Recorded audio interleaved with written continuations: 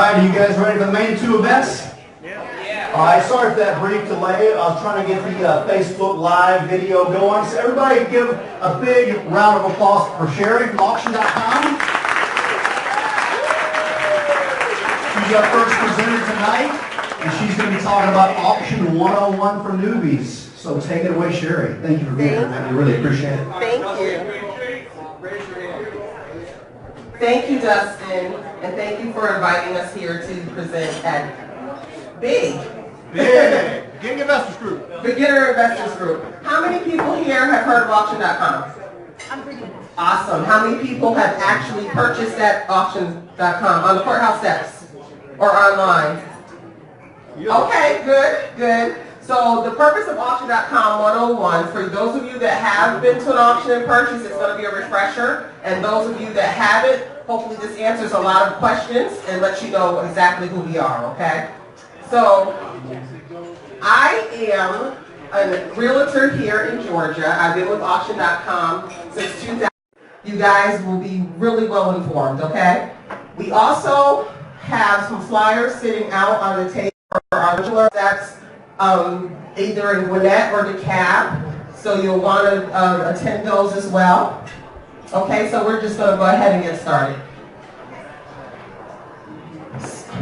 Can I see this? Yes. So the purpose of auction.com, we want to understand your goals and help you achieve those goals, and we want to go over some strategies that help you to achieve those. We want you to understand who we are and how we can help, what properties we have to offer, and how you can navigate at our auctions here in Georgia, as well as our online platform, and then how it works. So here's why it's a really good time for you guys to invest now. There's market appreciation. You're purchasing distressed properties at a low price, and you can sell them at a higher price to make a profit. There's long-term wealth accumulation. There's tax benefits, so if I would urge you to consult a tax attorney or a tax professional, because with the laws that are changing, you want to make sure you can maximize those deductions. And then, of course, retirement income. Investing in property is a great way to create residual income and positive cash flow for your retirement. So there's two strategies that we use. There's the fix and flip, and then there's the buy and hold. Of course, the fix and flip, you're going to work with contractors, agents, title agents. You'll have a shorter-term financial returns, meaning your goal is to flip that property in 90 days or less to make a profit. In the buy and hold scenario, of course, you're still going to work with agents, property management companies, contractors. You're going to create continual cash flow over time. And you're building wealth. You're building a great portfolio, tax benefits as well. So auction.com, we provide a robust marketplace. We have over 1,000 employees nationwide that can help answer any questions that you may have. We offer foreclosure and bank-owned properties nationwide, as well as some short sale properties. There's over 30,000 properties on the website every day that you have access to invest in. And then, of course, we're the largest online marketplace for real estate transactions.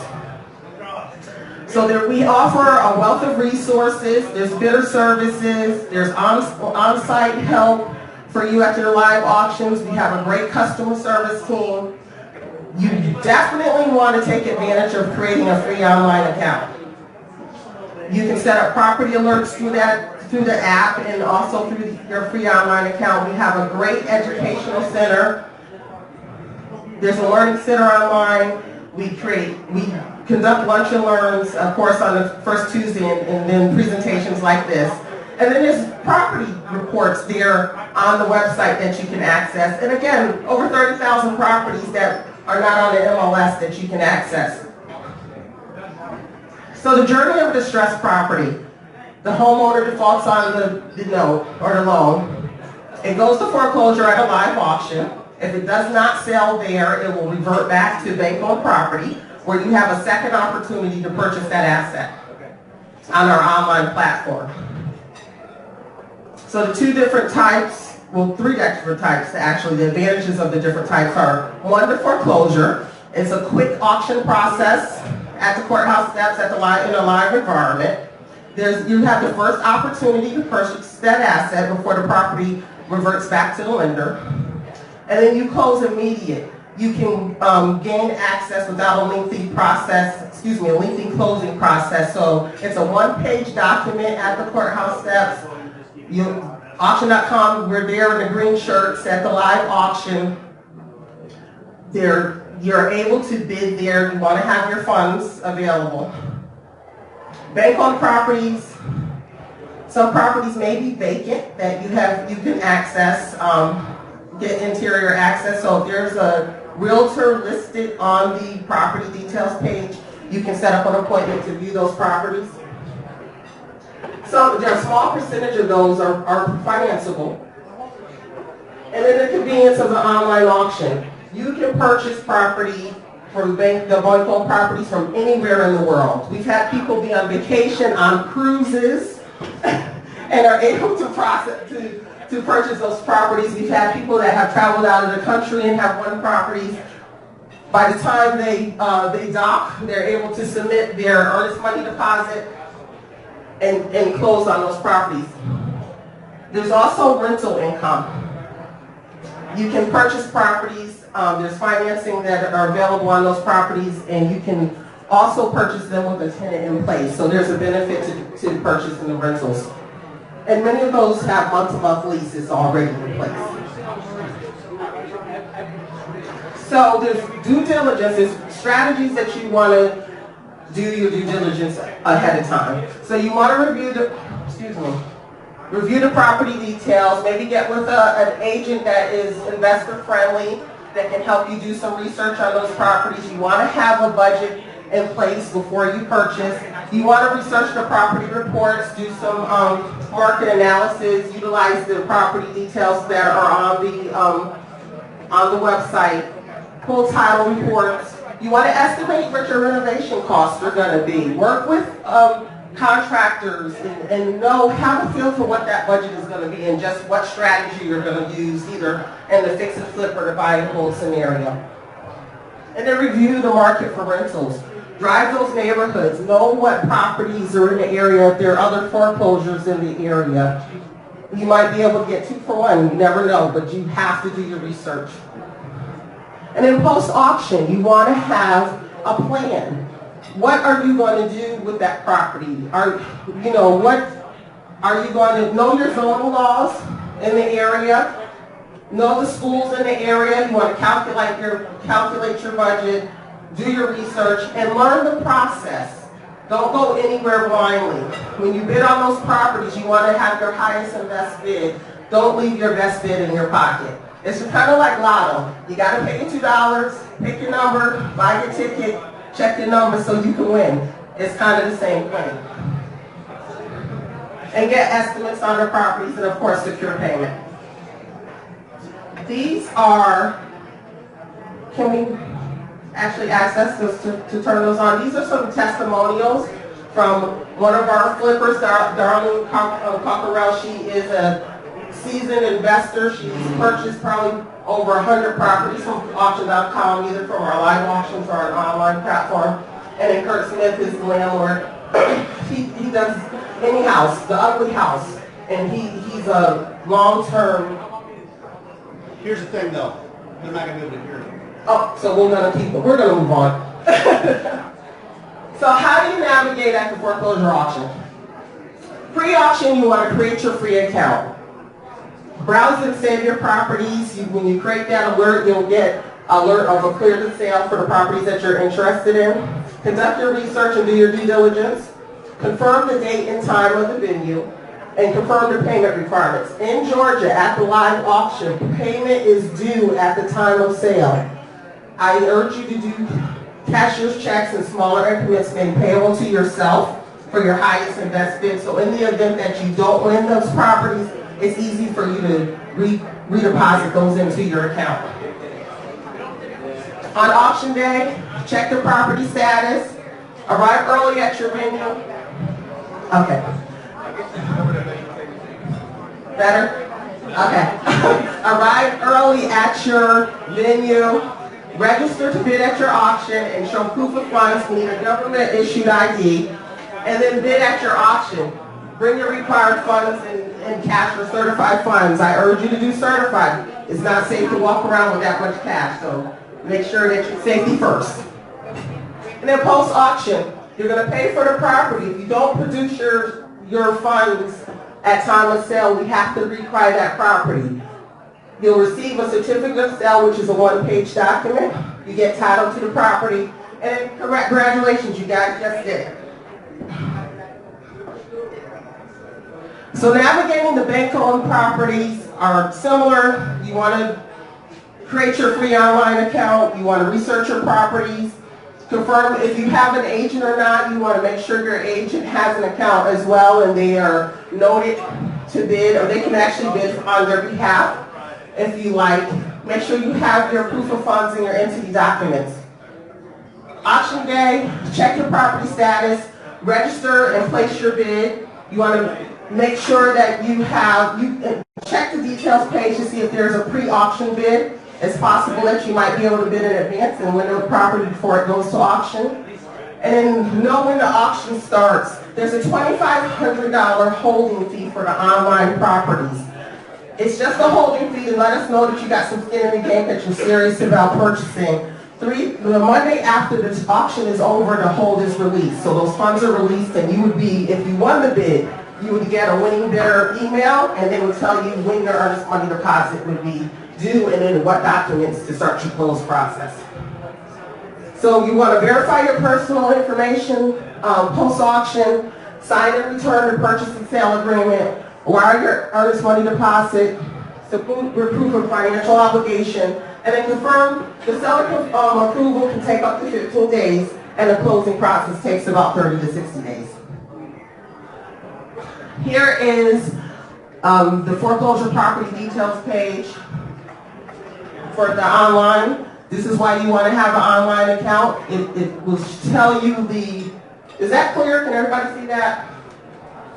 And if it's not, check your surrounding screens. They're a lot clearer than Okay, so number one, for the foreclosures at the courthouse step, there's an undisclosed reserve bid. You'll see the address of the property reports that I spoke about, and the details for the auction is going to be here.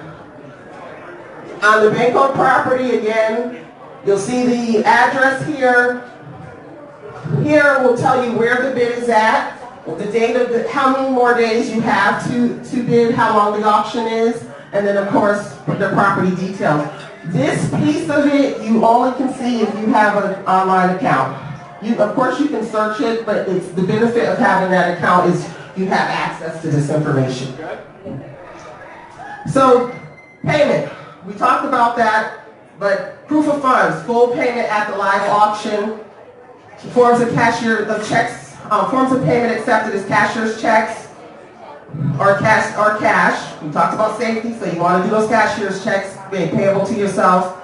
You want to bring your highest and best bid, multiple cashier's checks payable to yourself, and then enough to cover your maximum bid, of course, that you're going to spend on the property.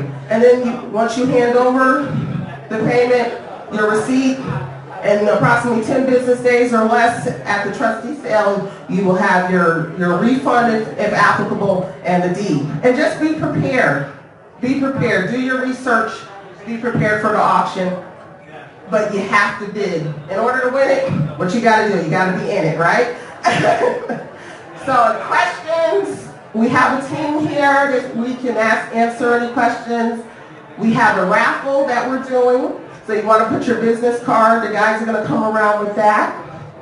It's a Home Depot gift card, so your investors, Home Depot is your friend.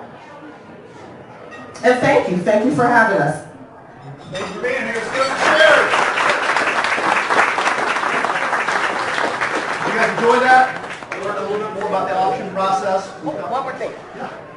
Guys, there's exit surveys on your desk. Please fill those out. Tell us how we're doing. We want to make sure that we are delivering you the information. If there's something else that you want to see, to let us know. So please take time to fill those out for us. Thanks. Thank you, Tyson. All right, that was the first part, the first presentation. Auction 101. And now for the main event, we've got my good friend Tom DiAgostino here from Anderson, South Carolina. Thanks, you close. All right, let's give it up for Mr. Tom DiAgostino for being here tonight.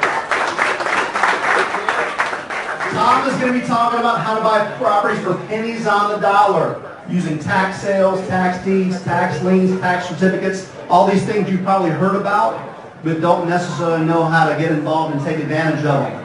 So I'm really excited to have Tom here. He's back for a second time in a few months. Yes. We had him here in January at our main meeting.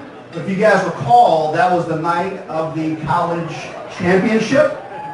So not as many people showed up as we'd like to. We still had a full house. But I promised him we'd invite him back and give more people an opportunity to hear what he has to say and learn more about tax sales. And don't forget, he does have a workshop coming up this weekend. That's right. Is that you messing with the remote? No. I think you might have hit the blackout button. Okay. Give me 1 second to fix that for you real quick. Okay. I got the button. I think you hit the wrong button. Nope, no worries, we'll fix it. All right, let me show you what button not to hit. Well, Alan, something's going on. Give us 1 second. Something's going on. The projector keeps going out. Give me 1 second.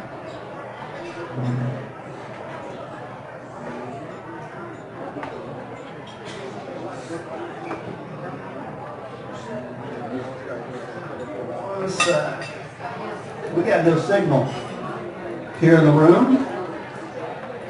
So all the projectors suddenly went down. Al, are you working on that? Is anybody trying to fix it? All right, go ahead and toggle it real quick. And for those folks at home on Facebook Live, give us just 1 second. The projectors in the room went out. We're trying to get them working again. Sherrie, you got done just in time, huh?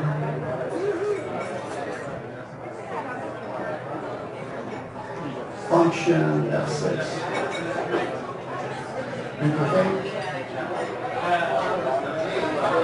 All right, now let's just hope they stay up.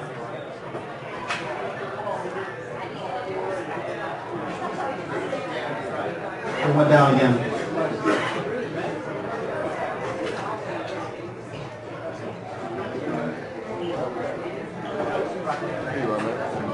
One second, folks.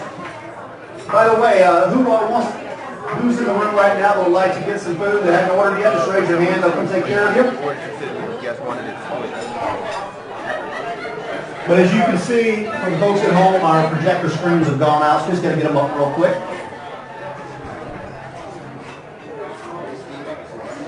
Yeah, they did. We were having this problem earlier in the evening. They fixed it.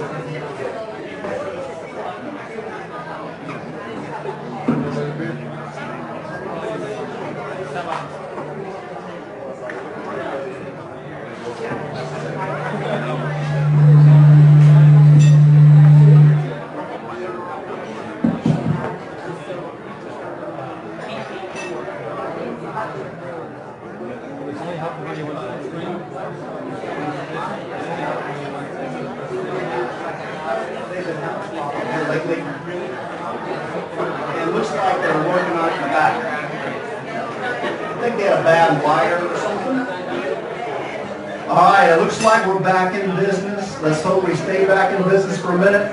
I'm going to test your clicker, make sure it's working. It is. All right, so use these two buttons. All right, so we're going to do this again. All right, are you guys ready for the main presentation? All right. Let's give it up for Mr. Tom DiAgostino for being here all the way from Anderson, South Carolina. He's going to be talking about how to buy houses for pennies on the dollar using tax sales. So I'm excited to have him here tonight. Thank you so much, Tom. Take it away, my friend. Okay, thank you very much. I appreciate it. Here's what we're going to do today. We're going to talk about how to buy properties at the lowest barrier of entry into the real estate market. That's our goal today, okay? I was very fortunate. I got to write a book, a chapter in a book with Jack Canfield, the guy who wrote the Chicken Soup of the Soul series and The Secret. And he's brilliant, actually. And the very first thing I got from dealing with him was how much is available to us if we do 4 things. The first thing we need to do is strive, move forward in a neutral, positive way. Because they say that positive and negative is the same side of one coin. So we need to be neutral. So today, this discussion, let's be neutral. And let's research what I'm going to talk about. The second thing is cause and effect. What happens is, everything you do extremely well, not so well, or you choose not to do, affects all of your outcomes in a sequential way. The third thing is harmony. What harmony is this. Every relationship you have in life and in business, it's not the letter, it's the intent of what you meant or what the other people felt you meant. And the last thing is this, the law of love. This is the hard one. You have to love yourself. And to love yourself, the very first thing you have to do is you got to stop lying to yourself about the biggest things and about minutiae. Because who wants to do business with a liar? No one. So that's the 4 laws. Anyway, I'm going to talk about, I'm just like you, basically. I was born and raised in the South. Happen to be the South Bronx, but it's South of something. And we're going to talk about my life experience. I was born like the South Bronx. I was born and raised in the housing project. And what happened was my mom and dad, they were immigrants. So they came to the country. They didn't speak English very well, but they tried very, very hard. And what happened was my dad, he was a sewer worker. What he did is he cleaned sewers for a living. And when he came home, he went to work for the church. So he cleaned the school and he cleaned the church. And then I got to go there for free. Instead of going to PS 100 or Monroe High School, I got to go to a good school. My father understood the absolute need for education. What he yearned for was the ability to know. And my entire life, I've always had that quest of knowledge. I've always looked at that. Now I'm going to talk about tax liens and tax deeds. Here's what happened when I was I graduated high school. I went to Pace University, which is right on Wall Street. I went to ROTC. I spent 20 years in the military. When I got out of the military, I went right back down to Wall Street because that was like, the only place I knew. So I got there and I was looking for anything. I would have been a janitor. I mean, I would have took any job I could. I had a newborn child. I needed to go to work. What happened was I was blessed. The guy who I worked for, who I was a runner for, wound up being CEO of the company, and his name was John Bucko, and he hired me. Well, what happened was about 2 years after I got there, he was no longer the CEO, and they sold my ass. Quite frankly, that's exactly what they did. And that was the beginning of making millions. I went to work for the guys that own the Minnesota Vikings. They're a group of, it's a Hasidic group. They own the Minnesota Vikings, the Union Bank in New Jersey, and 22,000 rental units. My job was to find property so that they could build at the lowest barrier of entry into the real estate market. It's really that simple. I'm a one-trick pony, but it's a heck of a trick. So, now, what it does is, I'm going to talk about cash for today. I'm going to talk about cash for tomorrow. I teach something called the next. It's not about you. It is about you. But I'm saying, in your mind, it's not about you. Quite frankly, it's about your children. For me, it's not about me. And quite frankly, it's not about my children. It's about my children's children. At this point in my life, that's where I'm at. So I'm going to talk about that, and then I'm going to talk about how to make stable income forever. I have a significant other. And we just talked this weekend for the very first time about what are we going to do with our money? What are we going to do with, because I don't have money like most people have.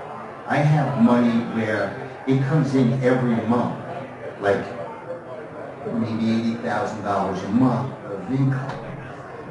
Now, I want my girlfriend to be able, who will be my wife one day, I want her to be able to enjoy this for the entire time she's on the planet. The entire time. If I go first, I hope I go last, but just in the offing, what happens is, I want her to enjoy this for the remainder of her life, but I want that to go to my children, because it's in my self-directed IRA, and I'm always thinking about the next steps. Going through that. Hey, we got no... See that? Okay. So now, I'm not hitting no buttons. I'm still not hitting no buttons. Okay.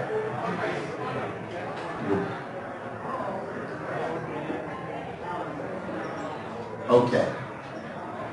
So now, well, you see the picture. Here's the deal. That's a picture of my daughter, Megan, the first child that we had. When I took this child home, she was handicapped. She had cerebral palsy and epilepsy, and she's an asthmatic, and it's very difficult. We were told to go home and love that child. And the reason why I bring up that story, you can see she graduated university, she never got the memo. But what happened was, everyone in this room has, not the same thing, but has a struggle. And the point is this, you have to get past the struggle. And sometimes it gets you stuck in business because you can't move forward. But what happens is, think of yourself as Megan, and think of yourself walking down the graduation aisle when everybody was betting against you. I'm not betting against you. Here is the deal. My strength is my story, and she's resilient. And that's what you guys gotta be, resilient. Now, to get what you never had, you're gonna have to do what you never done. Now what we're going to do is we're going to talk about the current state of the economy, the challenges of wholesaling, flipping, and landlording. Who here right now is a wholesaler? Anybody a wholesaler? Okay. Who here is a landlord? Anybody in here a landlord? Okay. And who here is a flipper? Okay. Now here's the deal about wholesaling and flipping. Can you think about a well? What a well looks like? Where you have to take a pick and a shovel, and you're going to go down and you're going to dig this hole, and you're going to find water, and you're going to line it with stones, and then you're going to pull water out of that well. At that point, you're going to go and hand somebody the well. Say, here's your bucket, good luck. That's exactly what wholesaling and flipping is. You've done all the hard work, and now you're not allowing yourself to take the recipe. I want to talk about how to change that. Okay? I'm going to talk about tax liens and tax deeds. I'm going to tell you why it makes sense right now in this market. I'm going to talk about some tax strategies and some sample jobs that we have done. I'm going to have a little Q&A and talk about the one-day program. Here is the deal. It's not how much you earn, okay? Because that can change in a minute. It's not how much productive debt you have. This means that if you own a house and you're into it for $250,000 or $300,000, that's a debt. What I want to talk to you about is getting in at the lowest barrier of entry, because if the market should change, and we are absolutely 100% positive that the market has changed, that could become a problem. That's how come we don't like to buy at real estate prices. Let me say that again, and I'm not going to go there. This is the total economic talk. We are 100% in capital preservation mode right now. That's where we are. iWealth, Fortress, T-Graham, every company that we own is in capital preservation mode right now. Okay. Utilizing debt, utilizing lifestyle using credit cards is a bad idea. You're paying twice. You got to get off the credit cards. But here's what it is. It's what you own outright, generating wealth and income is where we have to get our mind to. We have to start making money, and we have to start making money utilizing the tools we have. Now, here's the bottom line. Tax liens is a very predictable business. Liens are cheap. They start at about 8 cents on the dollar, okay, of appraised value. The lowest value you have is appraised value. Now, every state is different. We're talking about liens. We're not talking about deeds right now. There's an unlimited supply. We deal in business in 29 states. The property that is sold in liens annually is $3.125 trillion worth of value. There's a lot of inventory that goes with liens. Okay, I'm going to let you in on a little secret. Okay, don't look at me bad. I'm going to tell you something. I love dead people. I love dead people. Just got to get that out there. Why do you think I love dead people? They leave their property.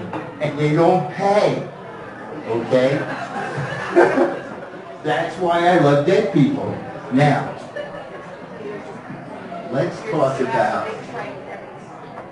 okay, when you guys talk about lead flow, who looks at houses weekly, monthly? Who looks at houses here? How many of you look at a month? About 40 a month. Anybody else? How many? How many? 1,200 a month? 1,200 a month. 1,200 a month is pretty darn good. Man.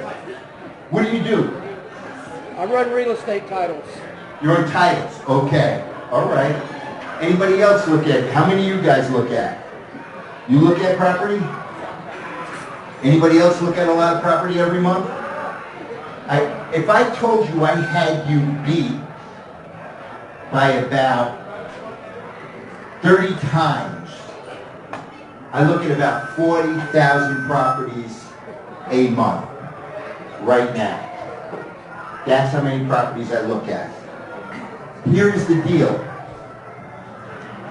When I look at properties, I'm looking to buy liens, because what liens do is they fill my funnel. When I get my funnel filled with liens, 97% of everything redeems. So now, that's a bad thing, because all I'm doing is making interest on my money. I'm a realtor investor. I'm not, I know I'm an Italian and I like to get high interest, but my job is to buy liens. What did I just say? How many percent?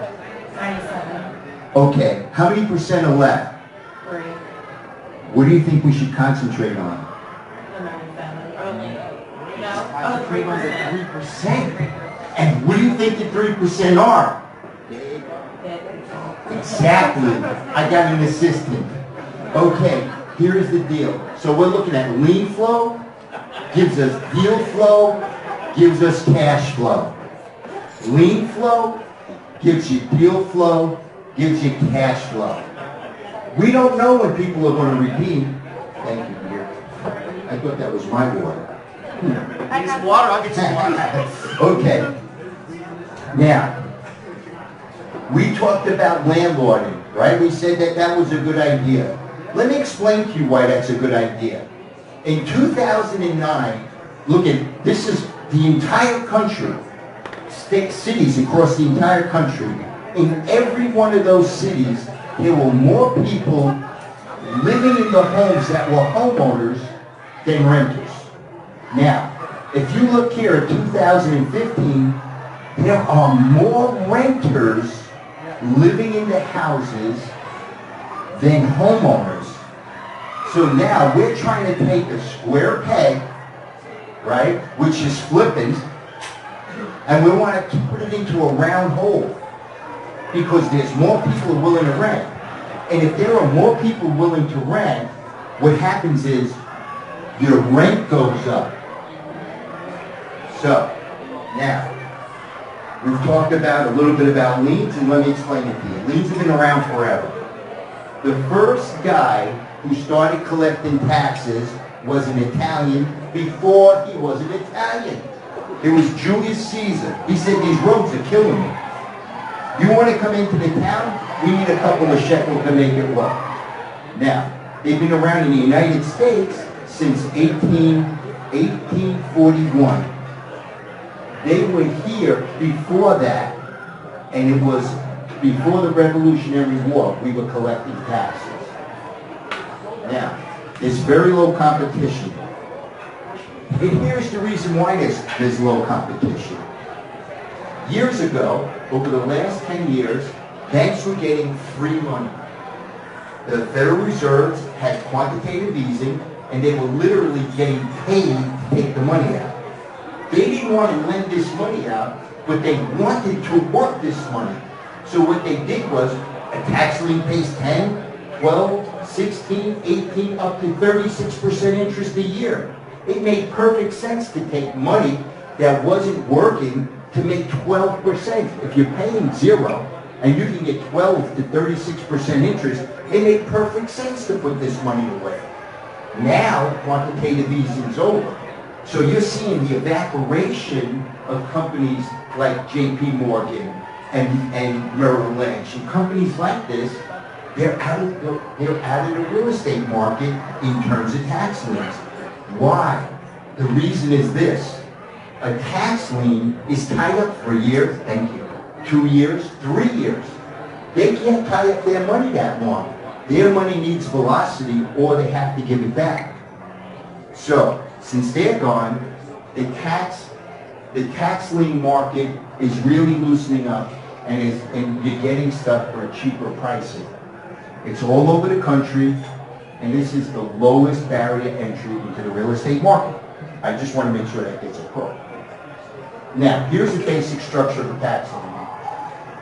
First, a lien is a certificate where what you do is you slide into the position of the county.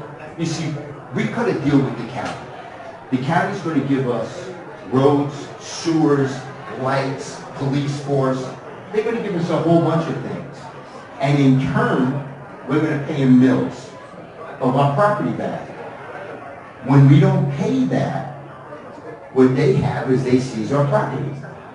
That's not a good thing, except it's a necessary thing. Because if people don't pay, counties are not allowed to print money. You know, I used to have family members that used to print money. Yeah, it wasn't called quantitative easing though. Anyway, now the next thing is a deed. I'm kidding, I'm dead serious about it. Anyway, the next thing is a deed. This is a deed state. You would think it's a deed state, it's almost a deed state. Because there's a redemption period attached to here. So now, what a deed state is, it's an auction where it's not 8 cents on a dollar. The opening bid's about 33 cents on a dollar. So now, what happens is, why? Because it's a deed, and you're getting the property supposedly right up, you know, when you give you the money, you get the ownership. So, a deed is you getting ownership. So, that, where a lien, you're getting a certificate. Now, with a lien, you have a redemption period, and sometimes, like Georgia, you got a redemption period, right? Now, with a lien, you're going to get interest. If it doesn't redeem, you're going to get the property. Now, what happens to the mortgage? In a lien state, the mortgage dissipates. It goes away. Not only does the mortgage go away, if there's a federal income tax lien, that goes away. If Lowe's put in windows, we say Home Depot here. If Home Depot put in windows, that lien goes away. All liens go away on a lien. On all other liens go away. And here's the reason why. The county is seizing the property first. The county never wants to have a debt on its books. So what happens is they just write the law so it goes away. Now, here's the schematic.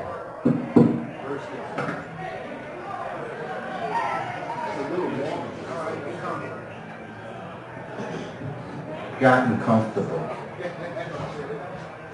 Okay, here's the schematic. The taxpayer, he's the little guy in the end here, and he has his house.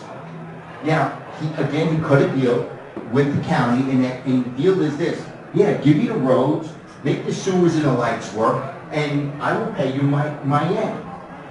He doesn't pay. What happens is that becomes a distressed piece of property. Do we agree? This guy's in trouble. If he don't pay his taxes, he's losing his house. Okay, now what happens is we, the investor, come along, and we pay the county the back taxes, and then we slide right into his position. When we slide into his position, we have every right the county has. If it's a deed state, we have the right to the deed. If it's a lien state, we have the right to the lien. We take their position over. But you see this here, distressed? What do you think you do with that as a strategy? Sometimes you go to the auction, you raise your cattle. Anybody in here do mailings? Anybody mail at all? Okay. You do the horsey letter, write your name on it yourself, all of that. Let me show you something. Go on. I should have took my jacket off. I want to show you. Look at how nice this looks to my mailing buddy. Here, send that over to a guy over there. How does that postcard look to you?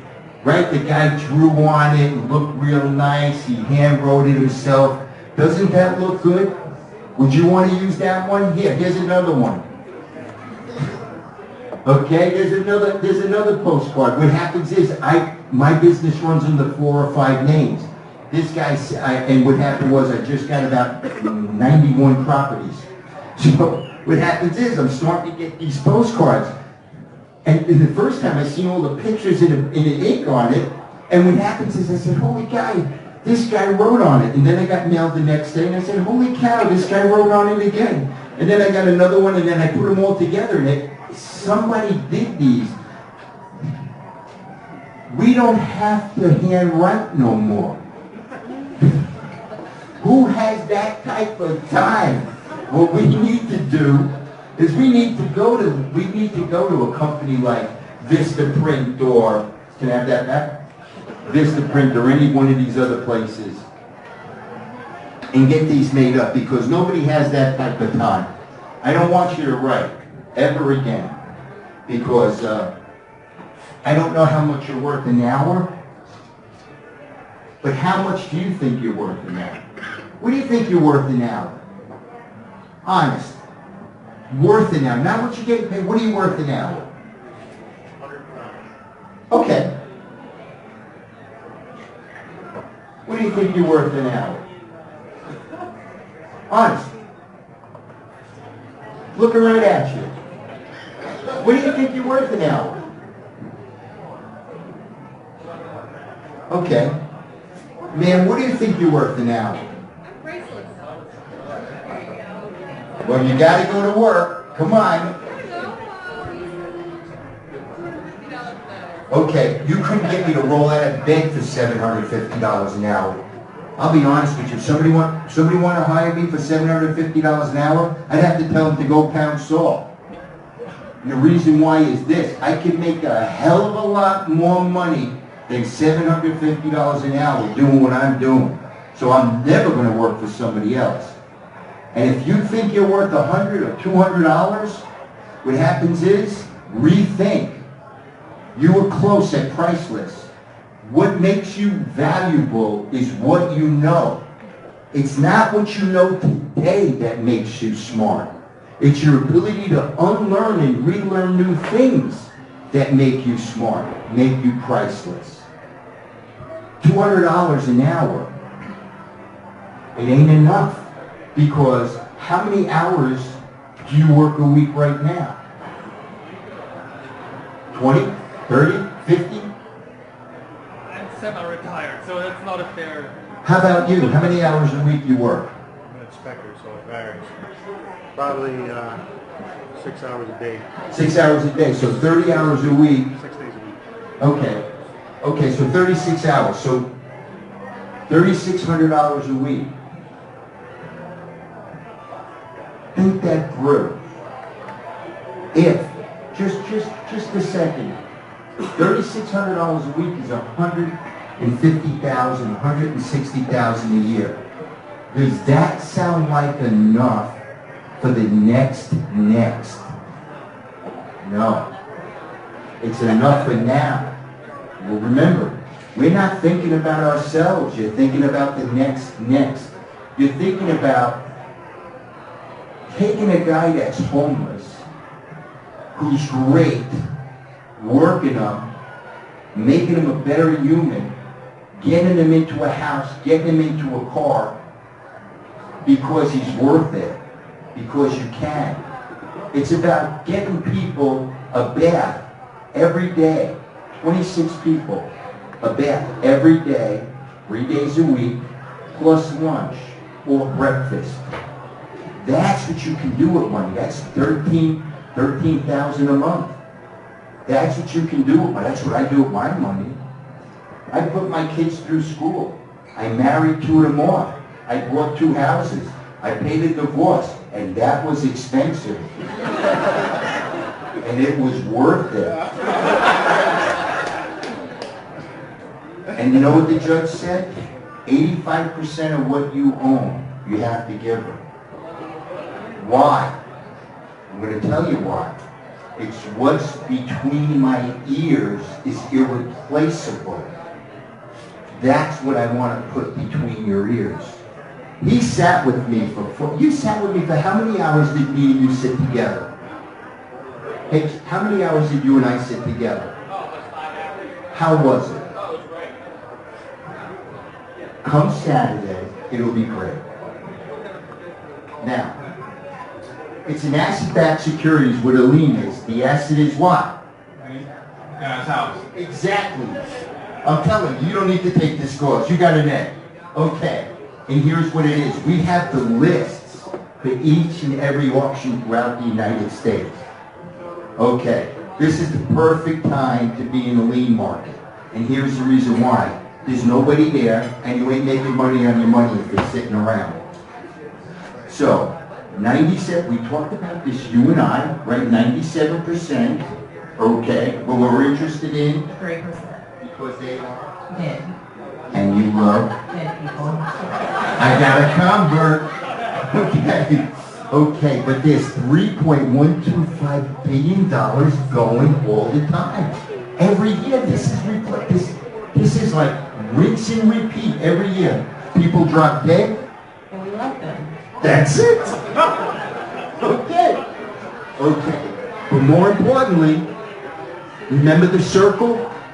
Right? The circle is the pre-man. See, they even love it outside. The pre-man motivated sellers list is what we're talking about at all times.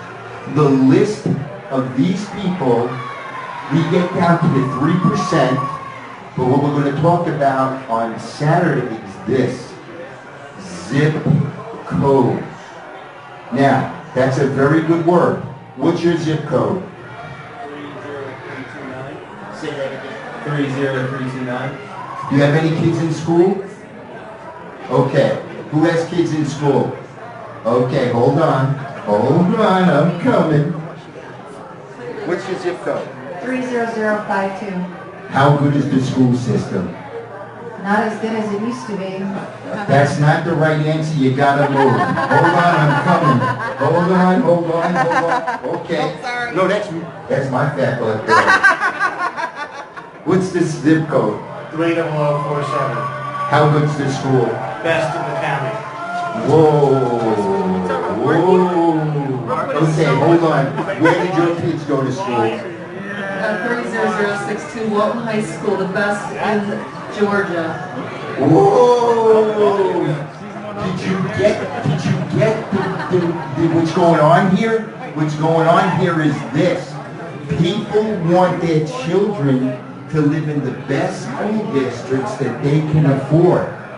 Now, what are we going to talk about? What we're going to talk about when you come on Saturday is how to get the highest amount of rent you can find. And how you get the highest amount of rent you can find is by knowing what zip codes to buy in. Anybody can buy anything, anywhere, but that don't matter. What matters is this. We got to worry about the people who are going to rent our place. Because we want them to stay there 5 years, 6 years, 8 years, get their kids through the school system. Now, how do we do that? By in the right school system. There you go. We have a very, very unfair advantage. What the unfair advantage is this. We know what we're talking about. And I'm going to tell you what it is. Okay. Here's the deal. You're going to send mail to properties that have liens on it prior to redemption. Now, I'm going in, I'm buying liens. I'm going to buy as many liens as I can buy. But at the end of the day, we all have a finite pocket. With a finite pocket, you go to the auction, you raise your paddle, you buy what you can. There's always going to be somebody else at the auction. And that other guy's going to buy stuff that you want. Okay? You're not allowed to yoke them in there, you know, and like give them a knuckle sandwich and then say, give me those liens. But what we can do is this. We can send a letter to the people and say we have options. Because now, if the auction is 2 years, okay, or the auction is 1 year, regardless of what it is, and they didn't pay at the 11-month mark, or they didn't pay at the 23-month mark, they've already, that ship has sailed in their mind. Now we can offer them an option. We don't know if it's money. We don't. Listen, they can't sell the house. But if they would have sold, if they could have sold the house, that house would have sold. So we're buying the worst house in the neighborhood in a great school district. The point is, we don't know what they need, and what we're going to talk about is the tools and techniques to get to these people.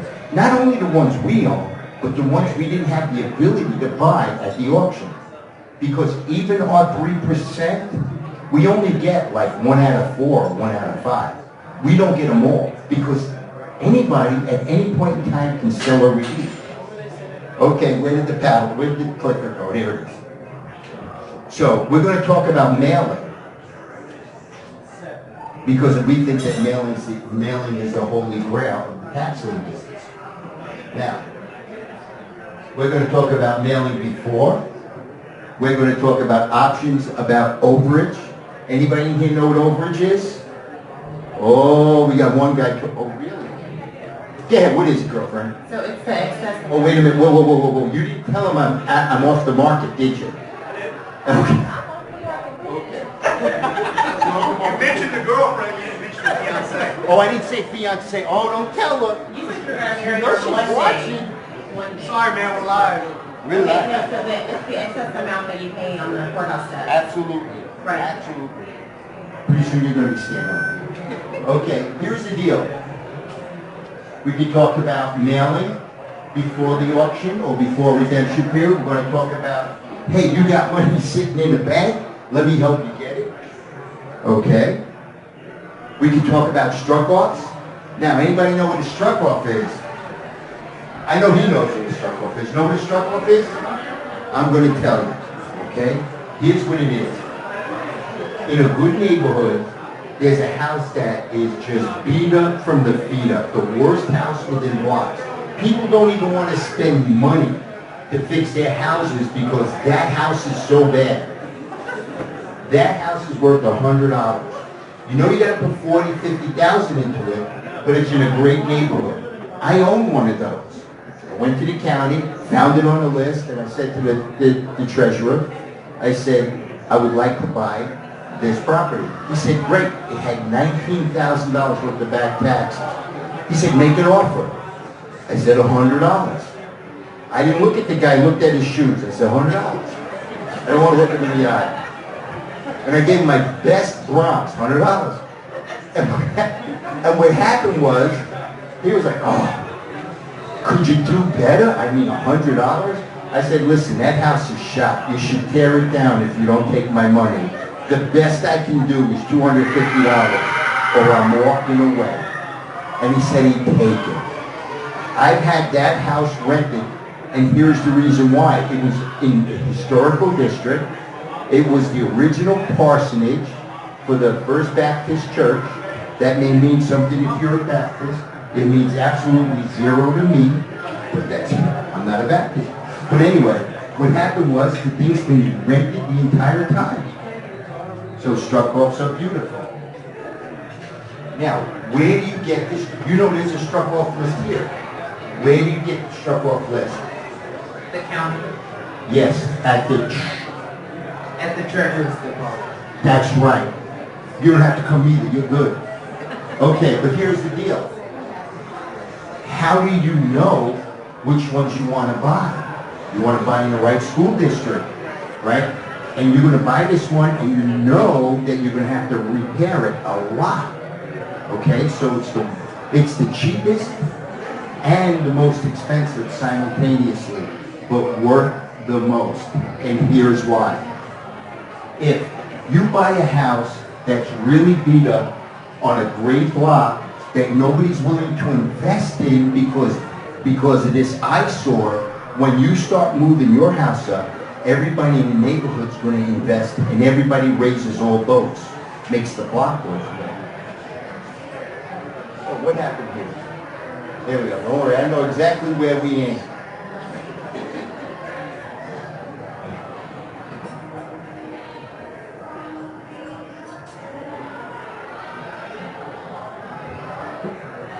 Now, put that down. I'm going to get excited. Here's what it is as a real estate investor that you absolutely have to know. You should take a picture of this. The first thing we need to do as investors, the single most important thing you need to do is you need to manage transactional velocity. I'm going to explain that in a minute. The strategy of the purchase must be completed. To execute the intent of the purchase as an exit and replicate the process. Investors need to understand deal flow as a buyer and a seller. Here's what this means. The strategy to purchase, if you're buying a lien, and this lien is going to be a rental property, you buy it, you rehab it as a rental property, and you put it on the rental market. Now, if you decide that this particular house is going to be a flip, you buy it, you repair it as you would repair a flip. Granite countertops, engineered wood flooring, really nice faucets. You do higher end work. When you do the higher end work in a place and then you rent it, you're losing your butt. You can't make money that way. So you have to buy it, you have a strategy when you buy it, and you have to execute the intent of the purchase. And it's easily repeatable because we're going to talk about market cycle. The market cycle is this: A, the list comes out. B, the over-the-counter happens. I'm going to explain over-the-counter. C, you got mailing. And D, you got the foreclosed land commission list. Those are the four things in the market cycle. The key is this: you have to know what to do in every part of that cycle. Okay? Now, what happens is, when you look at a property code, the very first thing you're going to see when you're looking at a dead person is how long he's been dead. Okay? Now, if a guy's been dead a long time and it's still in probate, I'm going to explain to you what this means. I'm going to tell you a story. What happened was, I bought this piece of property about 7-8 years ago. And I looked at it and I said, wow, this is great. I'm going to flip this house. So when I bought the certificate with one purpose in mind, to flip it. Great. start repairing the house, getting it going. I find the people that used to own the house. Very nice lady. She was about 83 years old at the time.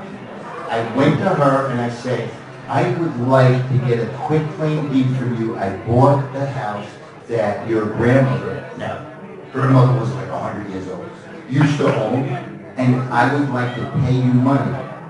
And I'd have to pay your sister too. Could you give me her address? I'd like to do that.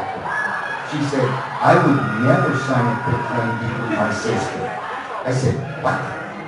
She said when she was 9 years old, she bit the ears off my Easter bunny. This lady was crazy. She was out of her damn mind. It gets better. I said, okay, I can't cut this deal. I tried for weeks and weeks to get this deal done with this crazy lady. I had to get an action to quiet title. I go to court to get the action to quiet title. Who shows up? The lady and her crazy sister. And they were fighting each other in the court. It cost me $4,000. Here is the key. Instead of $500 is what it should have cost me. It cost me $4 grand. Here is the deal. If you ever see probate open for more than 60 months, there's something wrong. Never buy that lien. So, that's my crazy lady story. Now, here's what's going on. Here's the benefit. Anybody here have a self-directed IRA? One, who has self-directions? You got one guy, really? Okay. Here's the deal. Who worked for a company and has an old 401k? Anybody else? Oh, now the hands go up. Here is the deal. You people that got your hands up, here's the question. How many of you don't have enough capital to do a rehab? You have the capital to do a rehab? But you have an old 401k. Now, if you were to take that old 401k, and again, remember, I'm an Italian, and you turn it into a Rob, what happens is that allows you to use all that money to do rehabs or buy liens or do whatever you want to work with. So the bottom line is self-directed IRAs allow you to make a ton of money. Now the benefit of a self-directed IRA is that you don't pay taxes. Again, I'm an Italian, hate paying taxes. So, that's the beauty of it. The first thing is, you keep every nickel you earn, every dime transactionally, and it gives you the ability and the flexibility to use money that normal people don't get to use. So, what you put it in it, you put deeds in it, you put certificates in it, promissory notes, speculative certificates, your cash from your rentals go in there, LLCs, anything you have, you can put in. Now, a student of mine bought this house for $1,100 in Greenville, South Carolina. What happened was she said, I don't want to be in Greenville. All my properties are in Columbia, South Carolina. I want to get rid of this. She said, would you take it from me for $7,500? I said, okay. I prehabbed it. I put in $8,600 and I sold it for $38,000. Now you can, thank you. As you can see, it's in my IRA. So every nickel I made on that property went right back into my IRA. Now, this is something I just bought, got it rented, $850. I bought it for $2,300. Here's one now. This is another one. I'm finishing it up right now. I put $23,000 into it. It's right by Anderson. Yes. Yes, I bought them. Everything I buy is at tax. If it's not a tax sale, I'm not buying it. Okay. Now I did tell you that we're in 100% capital preservation mode. 100%. Do you understand what that means? Not everybody understands what that means. Okay. Does everybody understand what 100% capital preservation mode means? Here's what it means. We think the market cap has happened for decades. That's what that means. All markets are connected. When all markets are connected means if you've seen the top of the stock market and all markets are connected, what do you think I mean when I say the housing market's going to go? So if that's the case, what happens is you can get caught with your pants by your ankles. My deal is this: if it ain't a tax lien, I'm not buying it. If they ain't dead, I'm not buying it. If it ain't in the right school district, I'm not buying it. And if I made a mistake and the guy was alive and not living in the house, I'm getting a voodoo doll. Okay, but that's another one now this is a flip. When I originally bought it, and I changed my mind. But I changed my mind before I put one dime in. Because it was out of college, and I had somebody call me and willing to give me a 2-year lease, 18-month lease. I bought this house for $1,000. What happened was it had a little fire. It had they were cooking in the kitchen when the house was vacant. Okay? They weren't cooking food. Okay, so I put a brand new roof on it. I got it all done, and we're in good shape. And you can see here it is. My attorney handled it, self-directed IRA, $1,000. It's not clear enough, but believe me, it's there somewhere. $1,000 right there. But that's the whole thing. This is a church. I know it's me, but it really was a church. Okay, and what happens is now. I bought that for $2,300 and I'm turning it into a laundromat. That's what I'm doing right now. And what happens is this. That particular piece of property is in my self-directed IRA. But I owned another piece of property that was a lakefront piece of property that I'm going to talk about, how to generate cash. And what I did was this. I bought that under T-Gram. T-Gram is another company that I own. And what T-Gram did is it signed a lease. Listen to this one. Signed a lease for the laundromat building and put the equipment in. Because I want to be a landlord. I'm not a laundromat guy. But once I build the business, I can sell the business and then collect the rent. Now, if the business, T-Gram, owns the material, and I own the building, T-Gram's paying me $5,000 a month forever in my self-directed IRA, which is tax-free. I could care less if T-Gram loses money. Most women say good looking. Anyway, here is the deal. Some of the tools we're going to talk about, everything depends on tools. The tools are $37 a month. After I've given you the 6 months for free. We'll talk about that later. Anyway, here's what it looks like. The blue, those are deeds. The red, those are redeemable deeds. And the green are liens. This way here, you have the capacity to buy only what you want. If you want to be a deed buyer, you buy deeds. If you want to be a lien buyer, you buy liens. If you want to buy in this state, that's the orange, you buy in this state. Okay, here's some of our resources. This is our tool. What happens is, when we sit down and we want to mail to people and we talk about zip codes, how do you find them? How you find them is you utilize the research assistant. What the research assistant does, it takes the entire list.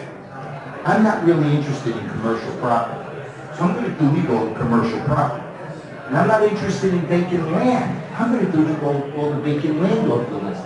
Like I told this guy, I look at 30,000, 35,000 properties a month.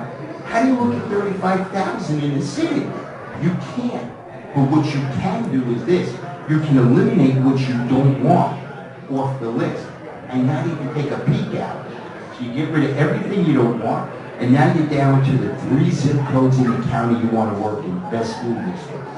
And then what you do with that is this, you look for the dead people. How do you know where the dead people are? They're in a cemetery, but hold on a minute, we'll talk about that in a second. Where they are is this, the bills get mailed someplace other than the residence address. Okay, so it's not, you're not going to mail a bill to a vacant house. You're going to mail it to the executor of the estate. So the very first thing I'm looking for is out-of-state owners. Guy who owns the property here, but the bills get mailed to Massachusetts. I'm interested in that property. So I move them all to the top of the list, and everything else I move down. Now, the other thing I look for is this, next to a name, living estate, et al. Anything next to a name that indicates that the guy's kicked the bucket. I move them up in the list. Those are the only ones we concentrate on. That's what I'm going to teach you. That's what this tool, the research assistant, does. It's a separator. This works off of an Excel spreadsheet. And if you have the capacity to use an Excel spreadsheet, you have the capacity to be one of the best real estate investors that you've ever seen. Because it's all about looking at the right thing.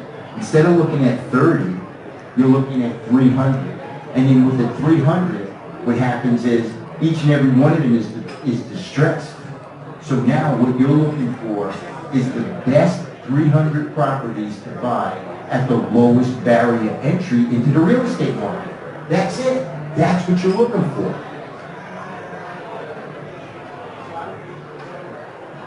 Okay, wait. Now, what we use as lists, there's a whole bunch of lists we use, and here's the reason why. Anybody put in a little time in the military? Anybody in here? I want to thank you for their service first. Thank you for your service. I put a little time in. 20 years, 9 months, and 14 days. About 2 hours. Okay. But you realize we use nothing but checklists. Everything's a standard operational procedure. My business partner graduated in Annapolis. He's a Marine, and I was in the Army. You were Army? Okay. We were just talking. I was talking to the lady in the back about her son was stationed in the same place I was, and I said, yeah, I was at base commander. But anyway, what happens is lists are comprehensive and thorough. They reduce mistakes. By reducing mistakes, you make more money. But the most important thing is this, it's unemotional. It's a go or no go. If the property isn't 1,000% right, we're never going to raise our paddle at the auction. That's the beauty of property checklists. The sheep doesn't get excited. Now, diligence. What happens is this, you need to get the proper list. The list is on the command center. We're going to show you a property card. We're going to explain it to you. We're going to use the GIS. We're going to show you how to get a value, and we're going to show you how to make the purchase. Now, any questions? Boy, this is not a questioning crowd. Okay, hold on, I'm coming. Pardon me. Thank you. Excuse me. Well, hello. A quick question.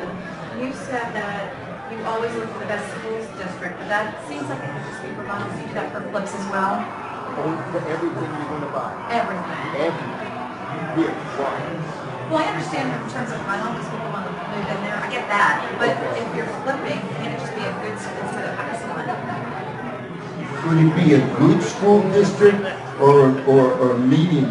You're a good witch or a bad witch? Here's the answer to that question.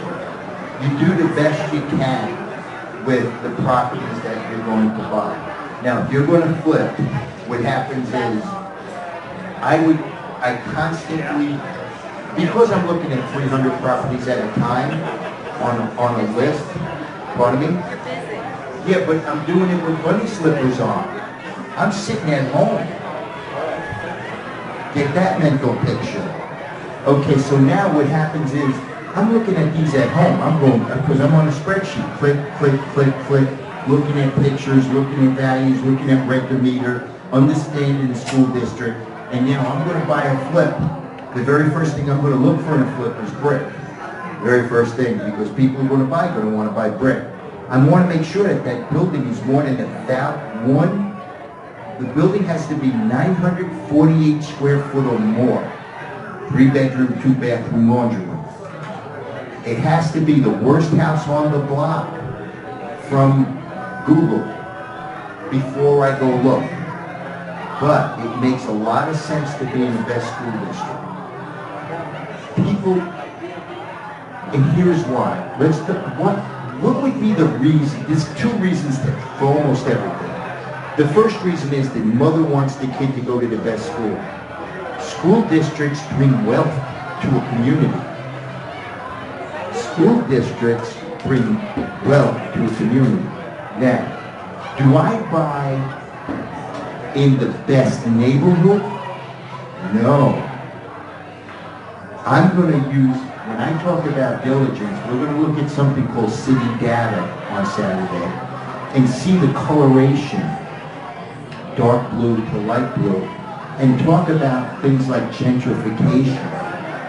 So if you got a school that's taken from a neighborhood that may not be the best neighborhood, supposedly, I didn't grow up in the best neighborhood. I turned out okay. You know what I'm saying? So at the end of the day, maybe okay. But the point is, if I can get two or three or 4 or 5 blocks off a great neighborhood, will a millennial couple want to come in there for $100,000 less when you get $165,000 or $185,000 instead of $250,000? What does that do to that neighborhood? It raises the value. Why do they want to live there? They can't afford to live 7 or 8 blocks away, but they really need their kids to go to that school. That's the type of stuff when you sit down and you want to talk about how to make a business decision, how to do your diligence. Where do you look? Now, there's tools we use called Neighborhood Scout. It's really important. There's another tool we use that Ken Wade made that what happens is when we take a FOIA request, I don't want to know what the county's doing. I want to know what that zip code's doing. The building department or the building inspector doesn't have that at his fingertips. I got to bust his shoes to get it. And I have to fill out a FOIA request. Because if the permits are growing in that area, that means that I'm making a really good business decision. So, that's that answer. You mentioned using a self-directed IRA to invest in other properties. Can you pull your profits out, or do you have to leave everything in your IRA? I know to avoid taxes, you gotta leave it in there.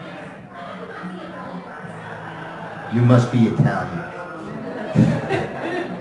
Okay, here's the deal.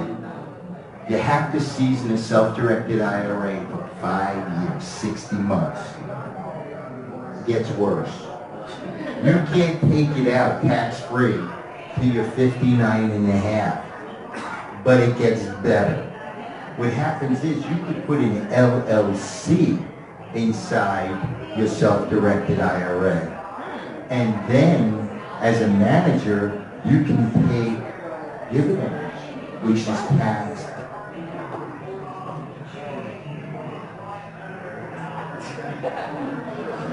Yeah. You can take dividends, and you have to pay tax at the taxable rate. Any other questions? I'm the research assistant. Are all the states in there now? Because the last time I saw you were working on that. There are 29 states in there that we utilize. I'm not going to put North Dakota in there. Alaska ain't going in, Hawaii ain't going in. There are certain places where we know where the money is, and that's what we try to do. Now, Zach, who lives in Serbia, does all of our programming. If you need something programmed, on the research assistant, there's that little box that says, contact us. You contact us and say, the list I need is X, and then what we do is we'll put that out there. It takes about 3 days. So when you need a list, you gotta let us know. Well, there is 23 counties in Georgia in there. Next.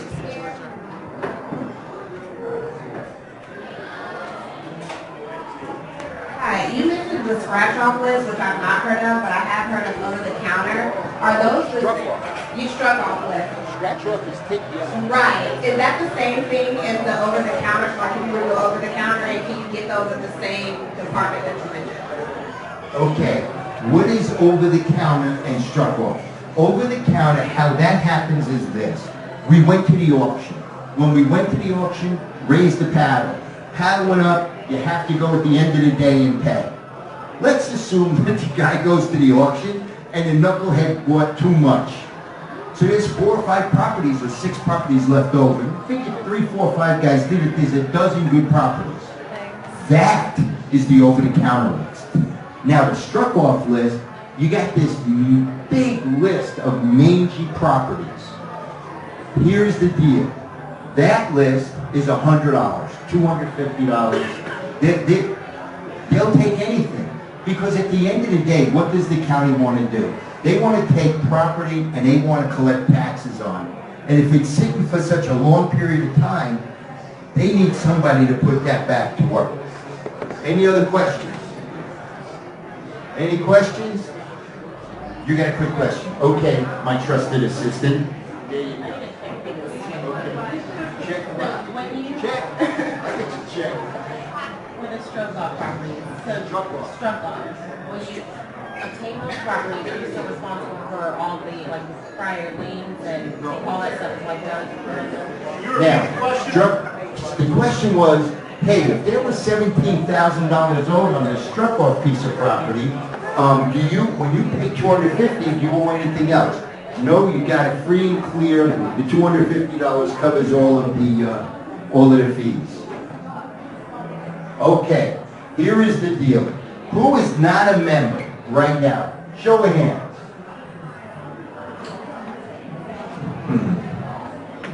I'm going to explain to you, Lucy, how important it is to join a club like this.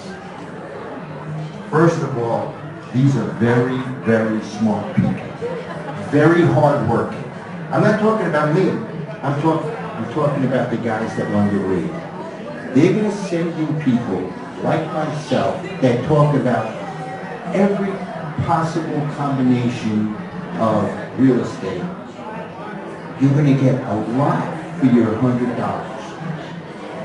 And I really expect to see you on Saturday, but they're going to charge you $100 to come for Saturday.